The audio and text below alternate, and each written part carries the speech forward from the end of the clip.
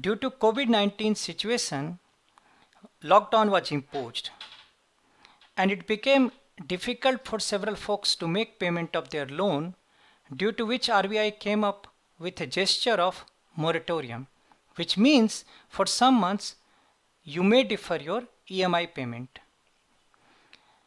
I am making this video in public interest because I see some of those folks who have regular source of income, they are pensioners or working in category A companies and getting their incomes, they are also trying to take moratorium. And some of them are thinking that they will keep the money in bank and they will earn some interest, and in the meanwhile they will get advantage of moratorium where they don't need to make payment. Friends, you have some misconception. Moratorium is actually not a payment holiday. I will prove everything by calculation, but if you ask me to summarize, I will say do not take advantage of moratorium unless it is absolutely necessary for you. You are actually going to lose huge amount, and I'll prove you everything by calculation. Let me first talk of misconception. The first misconception that I see people have, that they are thinking that it is just your payment period is shifting by some months. So for example, if you have taken 3 months moratorium and if your loan was getting over in the month of December 20, it will just get over by March 2021. Actually, it is not. In fact, your interest will increase and you lose huge sum of money. Secondly, some folks are thinking that if they are not paying in, to the bank, to the creditor for 3 months, they will keep that much money into the bank and they will earn interest on that. It is again a misconception. You actually earn much less than what you will end up paying to the creditor, and I'll prove it to you. One more thing I want to let you know, because I want to probably circulate this video through WhatsApp as well and other channel as well. So it is not an unverified forward. This video will also be on my YouTube channel, very much like this channel, and every video has a description area. Like if you see, this video has a description area. Below the video you see some description area.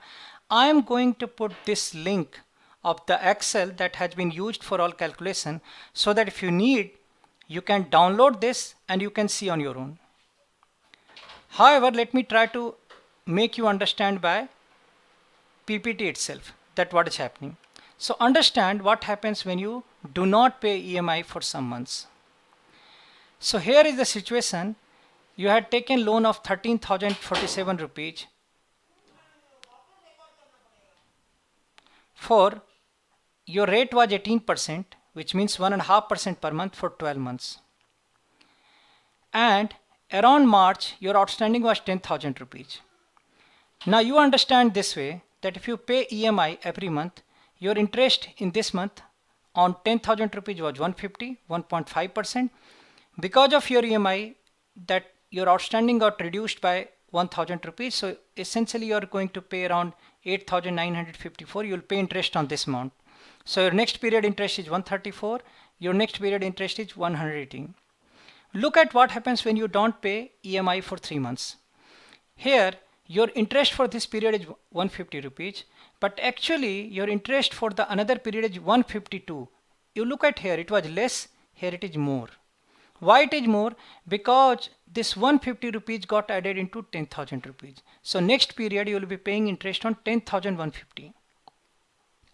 In the next period you will pay interest on 10,150 plus 152, means 10,302. On next period, here you are paying 154, which gets added here, and if you look at here to here, 10,000 to 10,456, looks like your interest increased by 456 rupees. However, by March end, if you ask me what is your total outstanding, it will be 522. Now if you look at, there is a difference between 456 and 522. If you are wondering why it is, because every subsequent period interest has increased. Look at here, it was 102, here it is 156, here it is 85, here it is 141. So it is not just that everything what was happening in April has shifted to July, not at all. In fact, you ended up paying more interest, and in the month of month of March end, 522 rupees extra interest has got added, all because you took the moratorium.